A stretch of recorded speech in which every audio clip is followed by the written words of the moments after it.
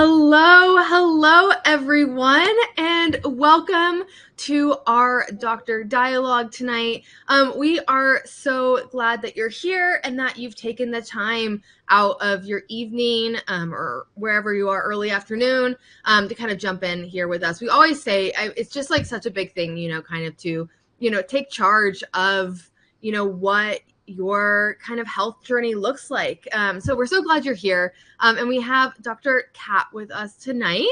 So super excited for you all to kind of get to hear from her as well. So just also want to point out, for those of you who have never been to one of these before, we're going to have, a little bit of kind of conversation about the topic for tonight. But also we have a lot of time for questions, like our live Q&A. So there's a little button down at the bottom that says chat. It looks like a little chat bubble. So you can click that and go ahead and start putting your questions in there. I'd recommend starting to get them in pretty quick, as it often gets pretty filled up in there, and we want to be able to get to as many questions as possible.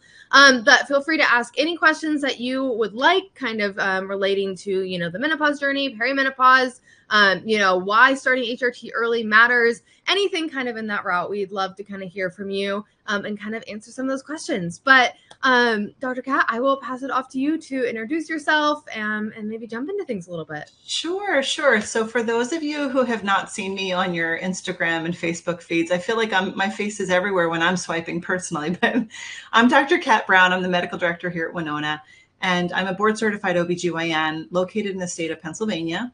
I also take care of patients in Florida and Michigan and Hawaii. I moved around a little bit because I was in the Army for much of my career. I was on a military scholarship for college and then for medical school. So upon graduation, I went active duty in the Army and moved around a little bit as an Army physician, also working as an OBGYN. But the unique perspective that I bring to this is that I'm also a patient of Winona. I'm also one of you, also struggling with my own perimenopause journey. And so that's something that I think that gives me a vested interest in making sure I do the best for my patients, because as I'm learning more to take care of myself, I'm also helping patients along the way. And that's something that we really believe very highly in here at Winona, is that patient education is so paramount. We really are grateful for patients that take the time to learn as much as they can about their bodies. Knowledge is really power. And the more that you learn about what's going on, and the more you get that anticipatory guidance and talk to other women in your life, and maybe your daughters and younger women in your life who maybe have never heard of these things. Menopause has definitely gone mainstream. There's definitely more in the media now. People are talking about it. And it's one of those things that, women don't have to suffer in silence anymore. There's help available. And now as a population of female OBGYNs are aging ourselves, we're realizing that we have to do better for ourselves and for our patients moving forward. And so we're hoping that that pendulum's going to swing, and so that so many women that suffered and didn't get help will then get it. So kudos to all of you for dialing in tonight, taking the time out of your busy schedules to listen in to this webinar. But I think it's important that you get your questions answered, but also just hearing other people's questions. Even if you don't have a personal question, sometimes just listening in, you can pick up a lot. And usually each month we do one of these sessions twice a month. And each month, if you look on your calendar or you look on Google, there's always a special theme to each month, or what field you're in. But in medicine, there tends to be a special awareness month each month. And September is actually GYN Cancer Awareness Month. So October, a lot of us know, is breast cancer awareness. That's next month. But when we're talking about GYN cancers, we're talking about uterine cancer, ovarian cancer, vaginal cancer. Many of you may not know that can actually happen. Vulvar cancer, which is crazy. But all these cancers, they can be screened very easily by you just having a routine exam and seeing your gynecologist regularly. Cervical cancer too. Many of you have maybe heard about that out in the news because of the HPV vaccine that's available now that can really protect against cervical cancers. All of these are very preventable, and if caught early, can be very, very treatable. But it entails you going and getting your preventive medicine exams. So if you've never had an abnormal pap smear, typically you go and get a pap smear every 3 years now by the new guidelines. But I want to remind you that you should still have a yearly physical. So the pap smear is only one part of your female well woman exam. You should still have a yearly breast exam. You should still have just a doctor eyeball your genitalia, make sure it looks normal, make sure there's nothing funky growing anywhere, and also do that internal exam where we take a look, with the speculum, because every time you have a speculum exam, it doesn't mean you're having a pap smear. We're also just using that to inspect the vaginal walls, the cervix, looking for any abnormal growths. And then we do an internal exam, which we call the bimanual exam. That's where we put fingers inside the vagina and also a hand on your abdomen. And we're literally trying to feel those pelvic organs between those two hands to make sure that the contour and the shape of them is normal, to make sure that there's no lumps or bumps or growths or anything on them. And we're also assessing for pain as well when we do that exam. So that's an important thing that you do to screen for all these GYN cancers that are not screened for by just a regular pap smear. So just something, some food for thought. One of the pet peeves I have as an OBGYN is that a lot of patients think that every time we put that speculum in, they're having a pap smear. They tell me they go to the ER for an exam, then the ER did a pap smear. The ER doesn't do preventive medicine exams. They're ruling out emergencies and things like that. But just so that you understand like what that exam entails and the importance of it for screening for these other types of cancers to make sure you don't have that. And then the other topic we wanted to talk about, Maddie, was that, the big thing that was the topic for tonight's, webinar is to talk about the WHI study, which is the Women's Health Initiative study, which was a really, really great study that was done, a really large scale study that was done in the early 2000s. And there's been a lot of negative press about it. It was actually a good study. It taught us a lot. But the problem was when they released results, they released them in such a way that the media and the news channels kind of ran with it. They took such bits and pieces of the outcomes of the study and some of the results and extrapolated that in such a way that it caused this widespread fear and panic about hormone replacement therapy. And when we look at it, looking back to the study, there were 16,000 women that were studied in this study. And they were all postmenopausal, between the ages of 50 and 79. And basically, they were looking to see what the effects of hormone therapy was on heart disease prevention. That was their whole goal in the study. And then when they looked at specific things and they were watching it, outcomes for these patients, they came out with some findings that they were concerned that that they're taking HRT could increase your risk of breast cancer. There were also some other things that came out saying that it could cause more clotting events. And what happens is these made it to the headlines. It made it to the news. And then all across the United States and around the world, a lot of doctors started getting panic thinking, oh God, I have a lot of patients on these medications. So an entire generation of women were pulled off their HRT thinking that it was such a dangerous medication.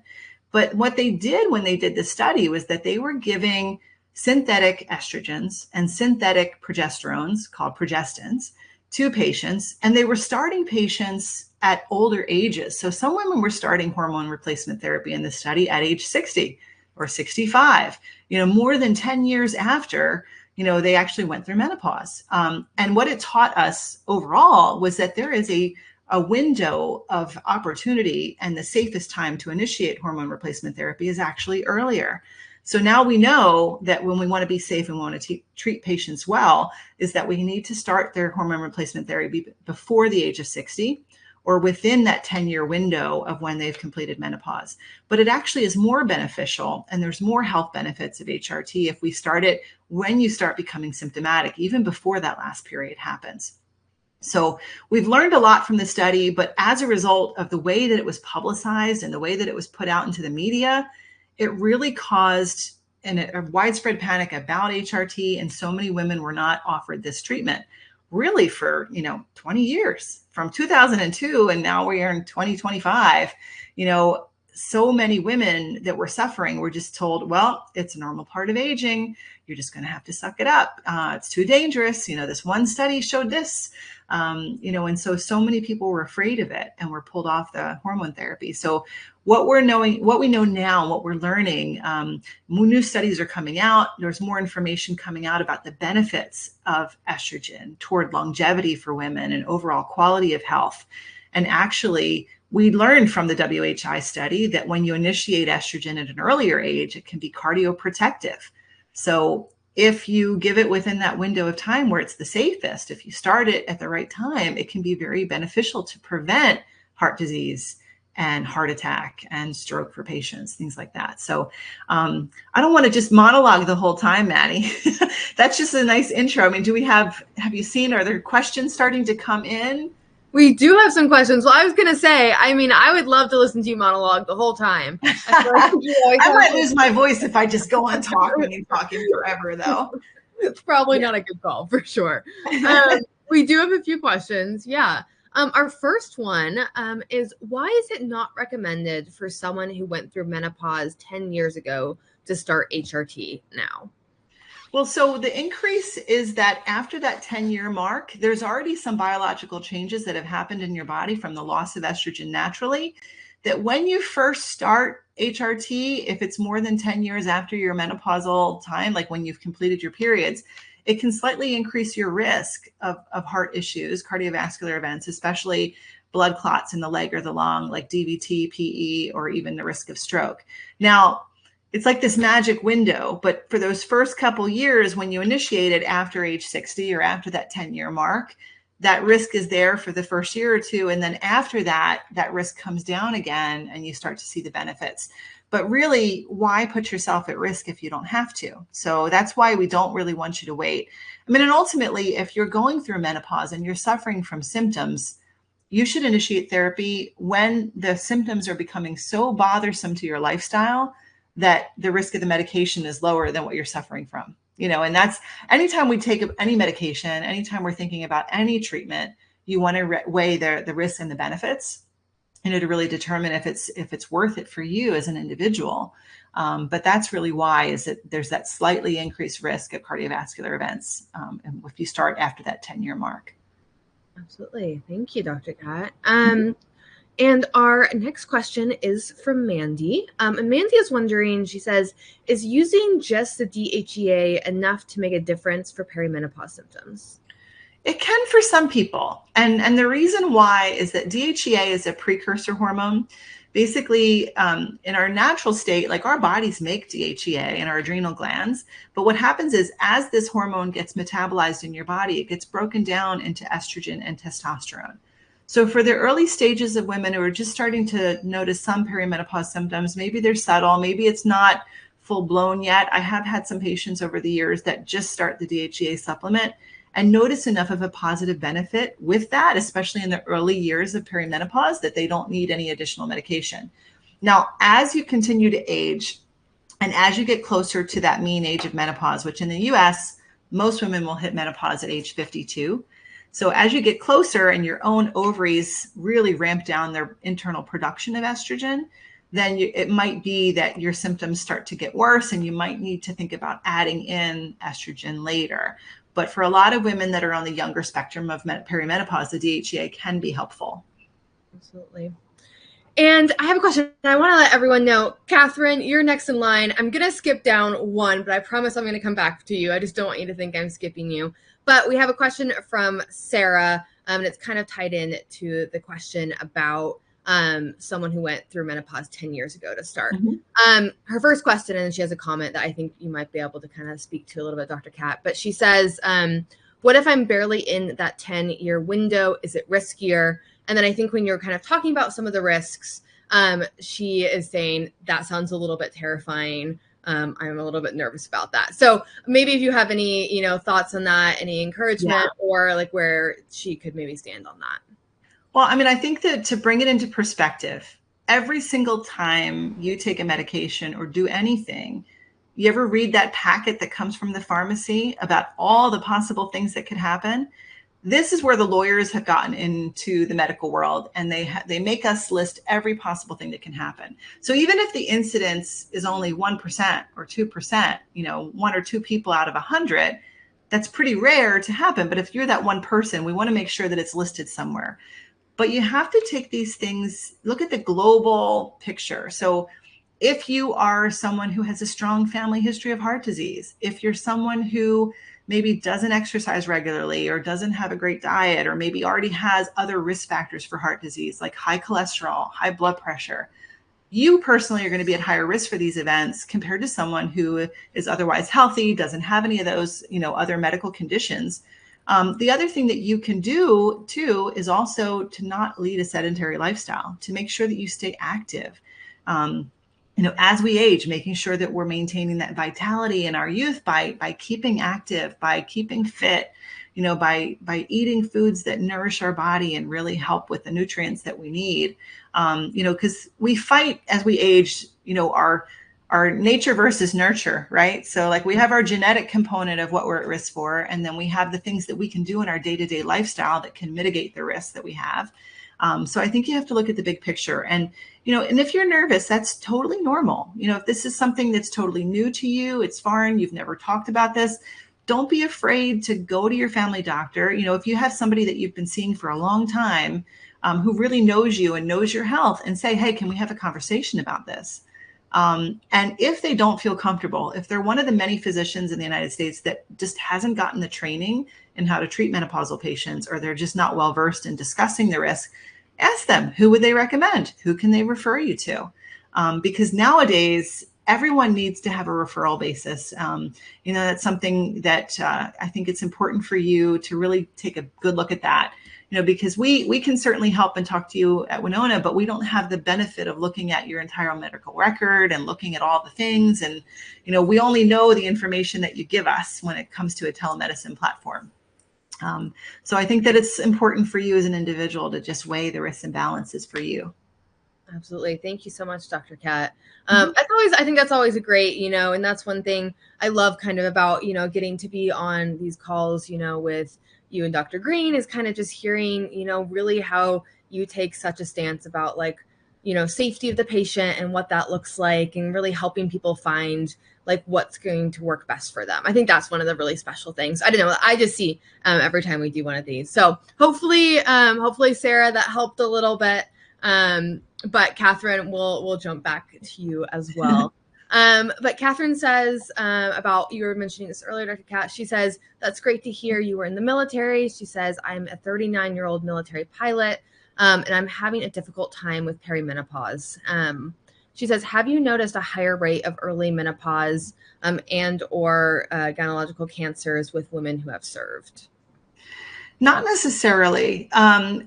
We have seen a cluster of medical issues with women that have served, especially in Iraq. I've had a lot of friends over the years that were stationed there that have a lot of lung issues, just because of exposure to burn pits and things like that during deployment. But no, I don't think that there's a lot of information or research out there to say that service women have a higher risk of cancers over any other population, just because of their link to military service. And so that's not something I've seen. I know that, there's a lot of studies coming out more about pregnancy and postpartum in the military. I've seen some of my friends publish, actually, the people that I used to work with, but not a lot of information on GYN cancers in the military. But depending on where you're stationed, there are some really, really excellent physicians in the military that could help you, that you should talk to. So that's something that you could certainly explore. And if not, and if you don't get the answers you need, unfortunately, the Department of Defense and the VA do not have great medications on their formulary. I know for a fact, because I'm also a VA beneficiary. I get some of my healthcare at the VA. And their formulary of what medications they make available to female service members that are going through perimenopause and menopause is very limited. They're still offering Premarin, which is conjugated equine estrogens, which are synthetic estrogens. And we say equine because the first time they derived Premarin, it came from the urine of pregnant horses. Pregnant mare's urine is where the name comes from, which is kind of crazy. And so if you're not getting options, you can also seek out care privately, like with us, like at Winona. So, it's okay to use a mix of both what's available to you and what you could get with your own, on your own too. As long as you're letting everybody know what you're taking and making sure you're completely honest about that medication list with anybody that's taking care of you. Absolutely. And our next comment comes from Hadassah, and she says, it's not a question, And I'm really glad also to see you again, Hadassah. I think you were on our last live Q&A, so it's always fun to see you repeat See the people as names. well. Yeah, that's Yeah, great. I know you'll start to see like there's a few of them that come on a few times, so it's always great to see people. We love to have repeat people here. But she says, I just wanted to say I have anxiety and OCD. My OCD seems to focus on health issues. I was terrified of HRT, but my symptoms got so bad I considered it. Then I found Winona and took a chance. And being a part of the community has made this so much less scary. I've learned so much. Thank you. Oh, Well, good. yeah, I love to hear that as well. I'm also the for those who don't know, I'm the community manager here at Winona as well. So from my side of things, Dr. Kat's expertise is probably all the medical side of things. But I love kind of hearing about the community stories as well. Yeah, absolutely. Well, I think with anybody, no matter what you're going through, no matter what health struggle it is, it's Mm, really nice to know you're not alone.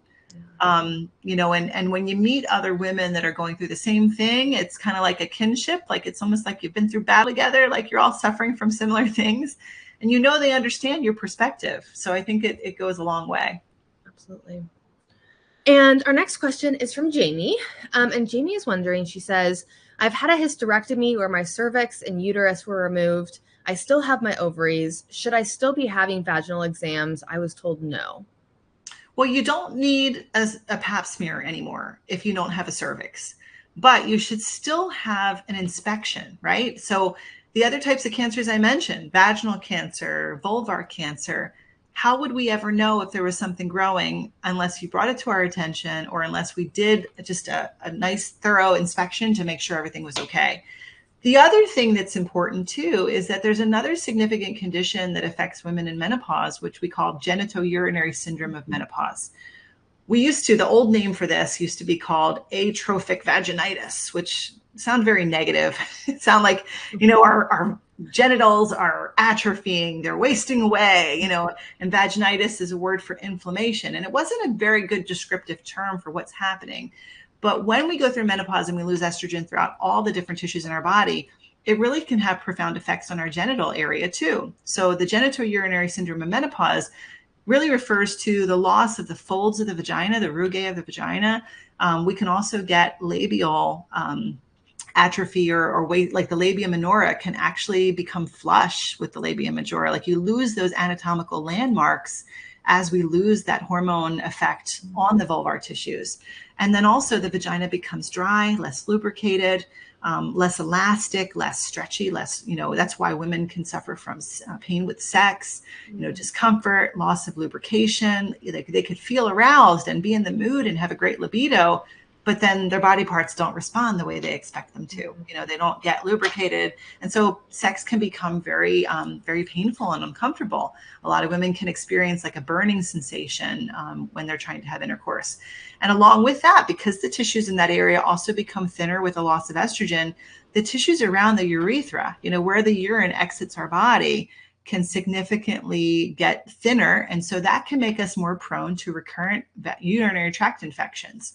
So women can get bladder infections. And as we age, especially when we think of women that are older, that, maybe in a nursing home at 80 years old, if you get a bladder infection and you don't treat it well enough, it can actually back up into your kidneys, get into your bloodstream, and cause what we call urosepsis, which is one of the leading causes of death of women in nursing homes. And it all stems from genitourinary syndrome of menopause, right? So if all the women in nursing homes were given estrogen just to place topically, it would probably prevent more than 50% of their urinary tract infections and prevent death, which is crazy when you think about it. Something so simple and something so easy to give patients could prevent so much morbidity. But yeah, so that's why still having an exam and having that inspection is good. And I think that one thing that I also would encourage patients to do, don't be afraid to get out a mirror and look at yourself. I think that a lot of times we're not really aware of what things look like or if something is different. And you're not always going to feel changes sometimes until they're too far advanced. So it's important to be aware, of your body, to notice for changes when there's something abnormal that's new. And so don't be afraid to look at your vulva with a mirror, and your gynecologist should feel comfortable, like having you look at a mirror when you're doing your exam. And if you have something you're concerned about, pointing it out to them, or they could point out to you if they see something different. So that's why that exam is still important when you don't have a uterus anymore. Absolutely. Answer for a short question. Sorry about that. No, we all love the answer, so this is great. Our next question is from Virginia, and she says, perimenopause is wild. She says, several months ago, I had tested my hormone levels, which I understand is quite tricky to test as hormones fluctuate. She says the results at the time noted that my estrogen, progesterone, testosterone were all extremely low, next to non-existent. She says, I'm 45 and have regular cycles each month, although noticing length and flow are changing. She says, my functional medicine doctor was surprised my cycles were consistent with these low levels. Is this more common? So this is a perfect example. Maddie's heard this broken record with every webinar because we always get a question about hormone testing.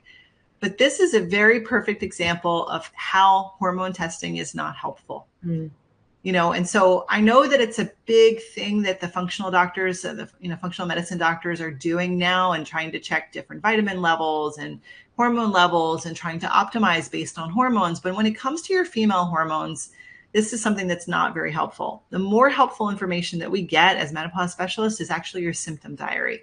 So for women to jot down on a calendar, like how often they're having night sweats, if they're having regular cycles, or like an app that tracks your cycle, and then you could put in symptoms, things like that.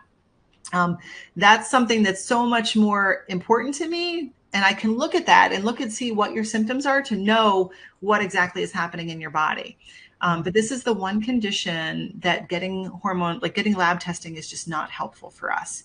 So, and you're right, they can fluctuate. The hormones fluctuate from day to day. They can fluctuate from time of day. They can fluctuate if you've eaten or not eaten, even though you're not required to fast when you get these labs. It's not like getting your cholesterol panel done. And getting these levels, like the only way to get real good information would be to check multiple times a day for multiple days in a row. And who wants to get stuck that many times to get, that many pieces of data? That's the only way we'd be able to trend it. And it's just not feasible or practical to do that for patients. So that's why we don't recommend hormone testing. And any good menopause specialist that is treating you should not make you get a hormone panel. Absolutely. Well, and I was going to say, there's actually, Julie was asking the exact same question next. So that was two birds with one stone. So there you go. Yeah, got two out of the way. There we go. Our next question then is from Stacy. And Stacy says, I know the official recommendation is to avoid HRT if you've had breast cancer. She said, however, I had DCIS stage 0, and I've been totally clear for over 7 years now. I decided to start HRT, DHEA, and estrogen anyway. Am I at serious risk, or if I feel the HRT benefits are worth it, am I okay staying the course? She says, my daily life is so much better now that I'm on HRT. Yeah, so I think that the important part here, and for the women that don't know what the DCIS means, it basically means it stands for ductal carcinoma in situ. So when we come to cancer diagnoses, there's cancers in situ, which means they are localized to one spot and they have not invaded, the cellular layers. And then there is more metastatic cancer, or cancer that has spread. So a lot of people out in the world think that the cancers that are in situ are much lower risk. But when it comes to getting HRT, I think the important thing is if you have a history of something like this, you really need to be very vigilant with your health. And unfortunately, like if you are seeking care for HRT, like on a telemedicine platform like ours, that's kind of the wrong answer. So if you are one of our patients and you haven't shared this diagnosis with your doctor, please do, because you're better served with this kind of history to be in the safest position as possible, which is with an in-person doctor. Because really telemedicine should be reserved for the lowest of risk patients. So because I don't have the ability to examine you. If you came in and you said, God, I have a weird feeling in this breast where I had this DCIS before, can you take a look? I can't examine you through the computer. I can't even order a mammogram for you to go get and to get the result through our platform. So that's the kind of care that you need, that extra step. So if you're getting the medications from an in-person doctor, I think that would be better than doing telemedicine in your case. Absolutely. And our next question is from Amina. And Amina says, I recently discovered that my EGFR has declined, and along with all the other peri and postmenopausal symptoms that we experience, I am learning there's also an increased risk of developing kidney disease as a result of estrogen loss. Can you speak to the correlation from a medical perspective? Wow, this is a deep question. That's a good question. But so the GFR, for those that don't know, is our glomerular filtration rate. It's a tongue twister. And throughout our lifespan as women, that level can change a lot. In fact, like when you're pregnant, that GFR increases to the point where we have to alter the doses of medications we give pregnant women because they filter through them so quickly, because you're providing all this nutrients and all this stuff for this other person you're creating. And then as we age, the GFR can decrease, but there's also other factors that can affect this. Like if you have other medical conditions like high blood pressure, which can affect the blood flow through the kidneys. There's a lot of other things that come into play. But yes, I think we're learning more and more each day about how estrogen affects different tissues. And I wouldn't be surprised. I haven't personally looked at the data on kidneys and estrogen loss just because I'm a gynecologist. I don't read a lot of kidney journals, but I'm not surprised if it would affect that. But the important thing, from just the global health perspective and for you to take care of yourself, one of the other things that's really important to maintain kidney health is hydration. A lot of times if we're not well hydrated, we're not getting enough water in our diet, the kidney function can significantly get affected, and our filtration in our kidneys is not as optimal, not as, optimized. So that's something to consider. But if you have a strong family history of kidney disease, or if you're, specifically scared about kidney disease, that's something that you could certainly mention to your in-person doctor and let them know. Making sure that you get a chemistry lab every year to check your kidney function would be good. That's my 2 cents about that. No, those are great 2 cents. And our next question is from Misha. And she's wondering, she says, can DHEA, excuse me, I'm getting a little she says, can DHEA be taken to boost testosterone production while taking vaginal estrogen? Yes, it can. So yeah, that's why we prescribe DHEA on our platform. So, when it comes to testosterone, many states in the United States consider testosterone to be a controlled substance because it is widely abused and given in like higher doses to help with, bodybuilding, performance, things like that. And so we don't prescribe it on our platform just because of state to state rules. So the way we increase testosterone gently is by giving the DHEA supplement. And so like I mentioned earlier in the call, when DHEA is processed by the body, it gets broken down into estrogen and testosterone. So it is a safe way of gently raising those testosterone levels internally. And vaginal estrogen is something that can be taken with any form of HRT. So when you take vaginal estrogen to help maintain the health of those vulvar and vaginal tissues and to prevent that genitourinary syndrome of menopause, or to treat it if you already have it, that's something that typically only gets locally absorbed. So the medication is really just going to those tissues that you're applying it to, doesn't really get systemically absorbed. So it's still safe to take vaginal estrogen if you're on an oral DHEA pill, or if you're taking an estrogen patch or an estrogen pill, or even our compounded body cream that has estrogen and progesterone. It's safe to take together. So you can do that multimodal treatment where you're treating your systemic symptoms with those medications, but also using a local vaginal estrogen cream as well. And our next question is from Shelby. And this one might be a little bit on what we were talking already about, but she says, what testing is needed or suggested to determine the precise dosing of hormones such as the estrogen metabolism? She's including urine metabolite testing to look at estrogen and progesterone ratios and estrogen metabolism to 4-OH metabolites. So these are not helpful to me at all as a menopause provider. So urine testing has not been validated or actually recommended by the medical community. There are some people out there that do something called Dutch testing, which is dried urine metabolites looking at hormone levels, but there's really not science backing up that it's really helpful. Also, this is something that we don't treat based on numbers. It's not like getting an iron level and knowing how much iron to supplement. It's not like a thyroid hormone where we check a thyroid stimulating hormone And then we're trying to figure out how much to give you back as far as the medication. So that's something that this is very different. And when it comes to HRT, the rule of thumb for most of us that are practicing is that we kind of start on lower doses and then we gradually increase to get your symptoms optimized. That's the safest way to do it, because we don't want to start high and then you end up with a lot of side effects and it's intolerable and you can't adjust to the medication. But we also don't want to put you at risk unnecessarily. So if we can give you a lower dose and it significantly helps you and helps your symptoms, then why give you a higher dose that could increase your risk? So really, it's more of a trial and error, starting with a dose, seeing how you respond. That's really the rule of thumb. We have typical starting doses based on someone's age and their symptom profile. Dr. Green came up with a great algorithm that we use at Winona that really help us to know what a good starting dose is for a patient. And it's based on, their age, their BMI, their symptom profile. But we will adjust that as needed based on how you respond to the medication. And it looks like this next question is just about pretty much the same, but has a little bit of a different edge that I just want to make sure that we're covering as well. But Andrea is kind of wondering, how do you know if you are getting enough estrogen to have the correct preventative results? Which I know we just chatted about a little bit, but she does say, she asked specifically about blood work, but is also wondering if there's another way if it's to judge if it's working beyond symptoms. She says, one thing that is interesting to me is the longevity benefits for heart, brain, etc.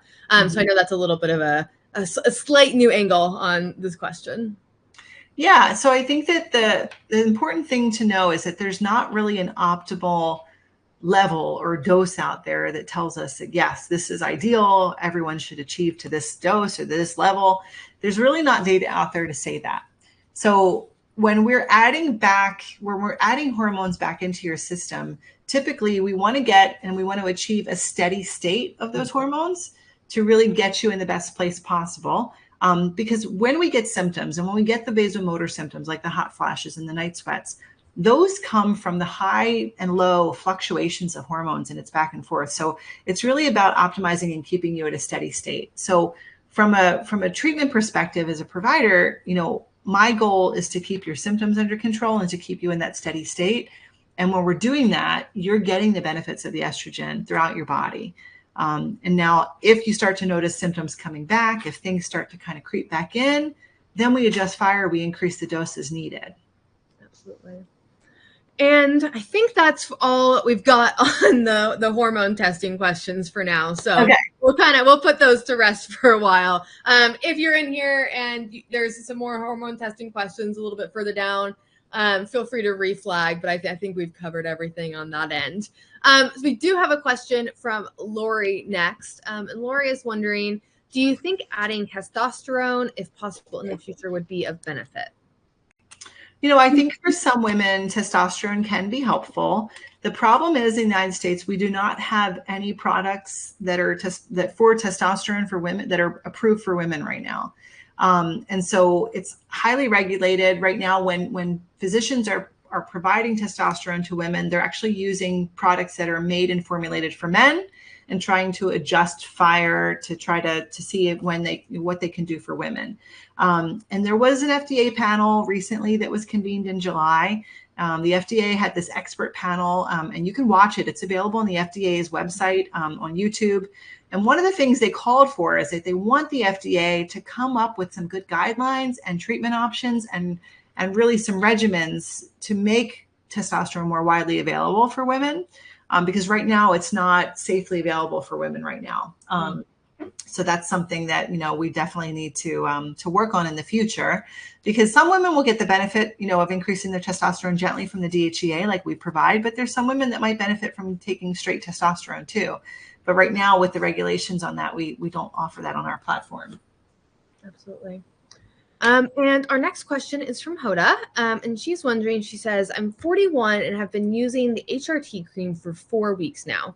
She says, I'm noticing improvement with some symptoms, but I'm still struggling with night sweats. It's so uncomfortable and sweating, it makes me itchy. I think she's just looking for some insight onto that. Yeah. So, if you're still in the 4-week mark, this is something that hot flashes and night sweats should get better kind of early on. But I would look at when you're taking your medication and kind of look at throughout your day to see, like, when are you actually taking your medication and when are you noticing the bulk of your symptoms? Because if you're noticing that maybe you're using your medication in the morning and then you're getting more night sweats, maybe adjusting to taking the medication in the evening might help with the night sweats more. But there's also some other things we can do lifestyle wise to help with night sweats too. Making sure that we, drink a lot of water and hydrate adequately, maybe even trying to invest in the sheets or the bedding or sleepwear that's more cooling. There's more and more available where, you can use linens that really help to maintain a stable temperature rather than, allowing you to get too hot. There's some companies that make pajamas that are specifically designed for perimenopausal and menopausal women. There's a store I go to, they have this whole line that's called Cool Nights, and it's made for women who struggle with night sweats. So, that's something that you might want to look into. And it's more like fabrics that are wicking, that are, that don't trap heat in too easily, that kind of thing. So, but I think in the 4-week mark, you're still kind of early on. Things should get better. But by the 6 to 8 week mark, if you're still not seeing an improvement in your night sweats, reach out to your Winona doc and let them know, because maybe we need to tweak your dose to get you feeling better. And our next question is from Kelly. And Kelly says, I was 59 and a half when I started HRT. And I've been with Winona for 16 weeks now. She says, I don't feel anything different except the night sweats have stopped. She says, I have osteopenia. Is my taking HRT helping my health even if I don't feel differently? I do have a family history of early heart disease. I told my cardiologist I was taking it, and he said it was great. Oh, that's great. I'm glad your cardiologist is supportive. That's wonderful. So I think that, you're getting the benefits. If you're not feeling much different, and if you're still suffering from symptoms, then there can be some tweaking and some adjustment that can be made to get you feeling better. So if you're not noticing much of a difference, but you feel like you just want to stay on, like, I don't know, like if you're not noticing improvement in your symptoms, I don't know if I would just continue doing that dose just for the overall benefits, because the goal is to feel better and to live a better life, right? I mean, it's about quality, not necessarily just being on a treatment option. Is that really answering her question? Because my son was passing me a note at the same time, so I was a little distracted. That's why I'm like, that we're live right now. I have like a tongue twister going on. I love that. I think so. Yeah, Kelly, if you feel like you need a little bit more, let us know. But I think that was great, Dr. Kat. Okay, good. Our next question is from, then there's some questions as well from Jessica. And Jessica says, how do you recommend discussing perimenopause with a PCP or an OBGYN who doesn't believe in symptoms beyond hot flashes or HRT? She says, I'm part of Kaiser, HMO, and came to Winona for help out of pocket because they told me I didn't need HRT since I don't have hot flashes. She says, I was offered antidepressants instead. However, at some point, I need to let my doctors at Kaiser know I'm taking hormones. She said I started 2 weeks ago, in spite of their advice. And I'm now concerned they don't have the knowledge necessary to provide quality holistic care now that I'm taking something they don't seem to understand.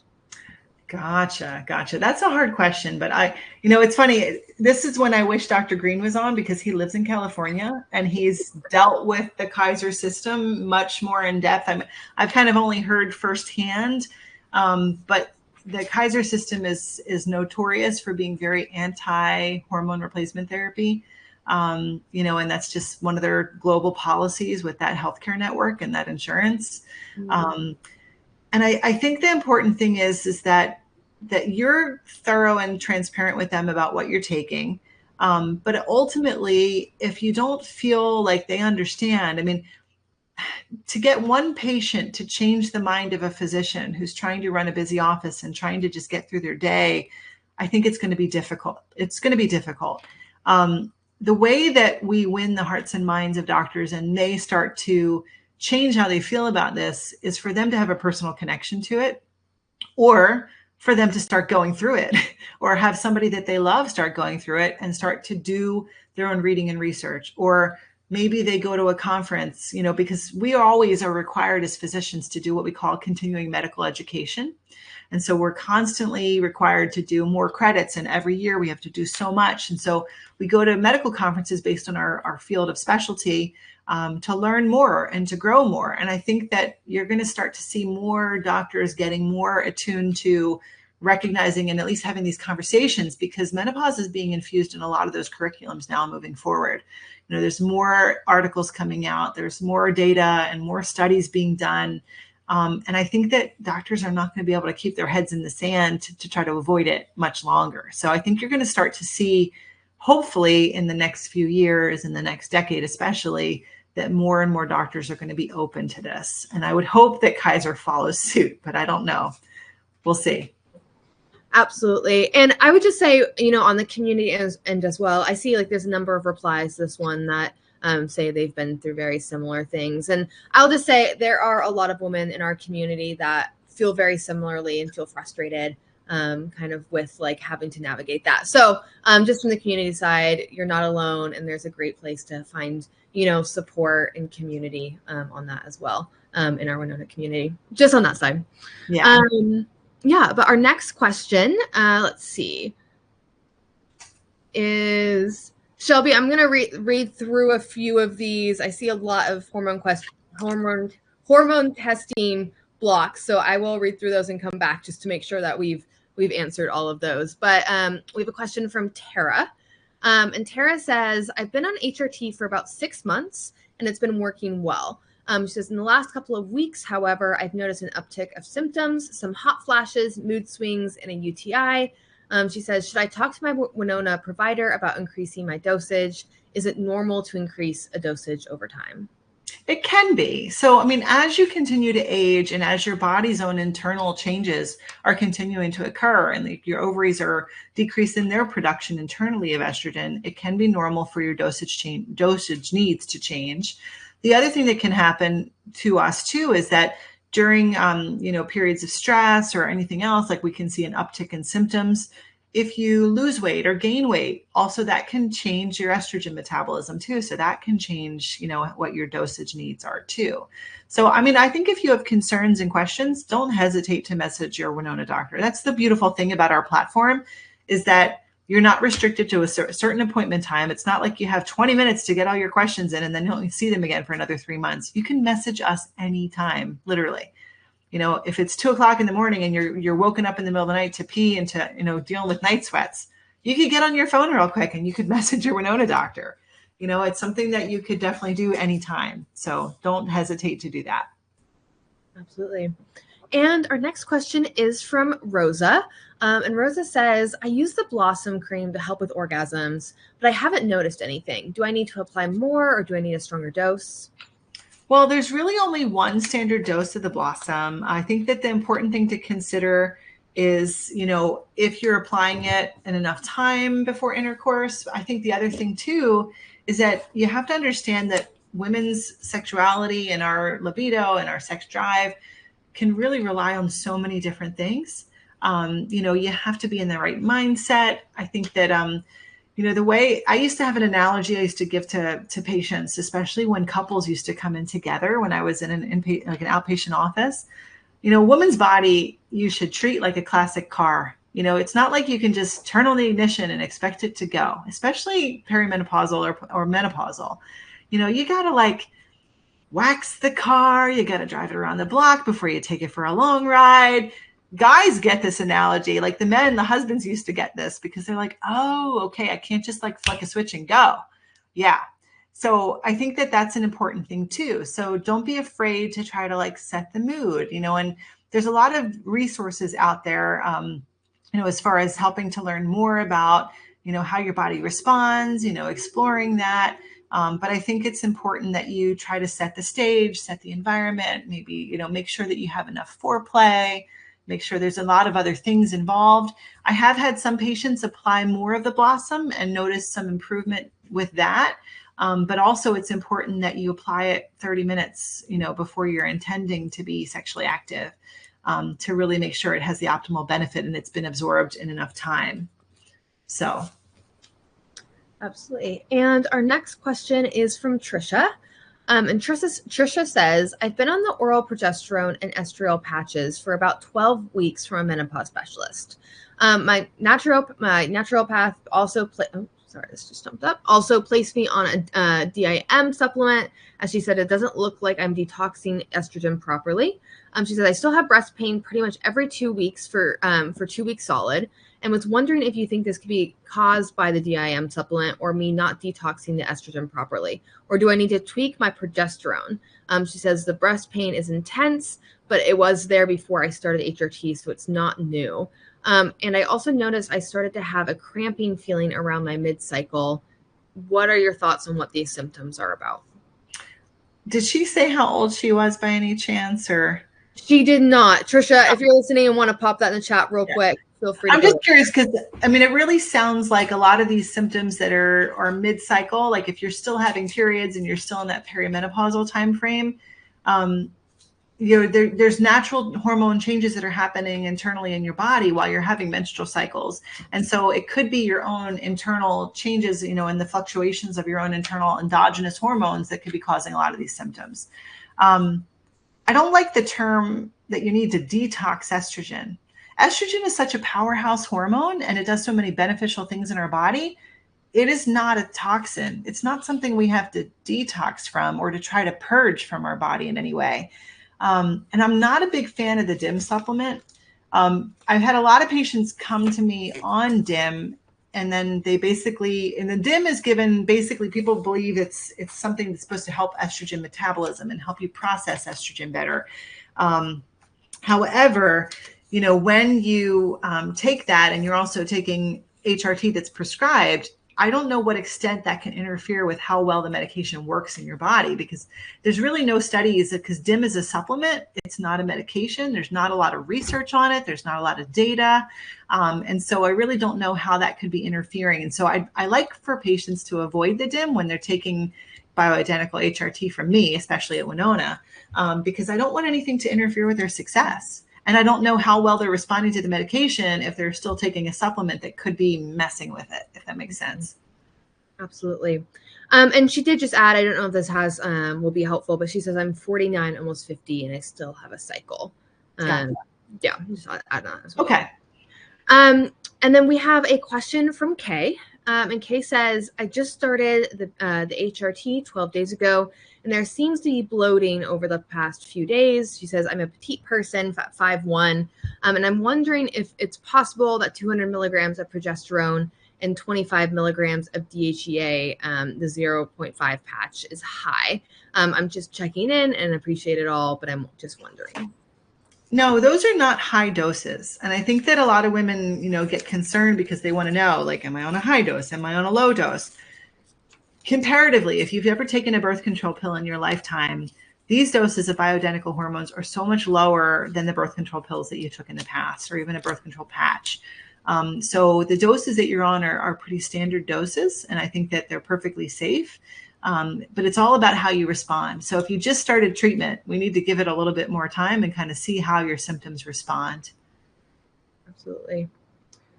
And it looks like we have maybe a few people typing, so I'll give them a second, but see if they have anything else. But that looks like we have just about all of the questions. One thing on Kay's, I know that she might be interested in you just touching on as well, is for her bloating. Is that normal for her at about 12 days? It can be. Bloating is a common symptom that a lot of women report as they're starting a new hormone medication. And this can happen with birth control. It happens with HRT. It can affect, our GI transit. Sometimes it can change, that. It's one of those things that bloating can be from a variety of reasons. Sometimes it's the speed at which the food is moving through, so we can be more at risk for constipation or a slow transit. But sometimes just we can have water retention too, just from starting a new hormone treatment. So the important thing is just to make sure that you're eating lots of fiber in your diet, getting plenty of fresh fruits and vegetables to make sure that that helps with your regularity as far as your stool patterns.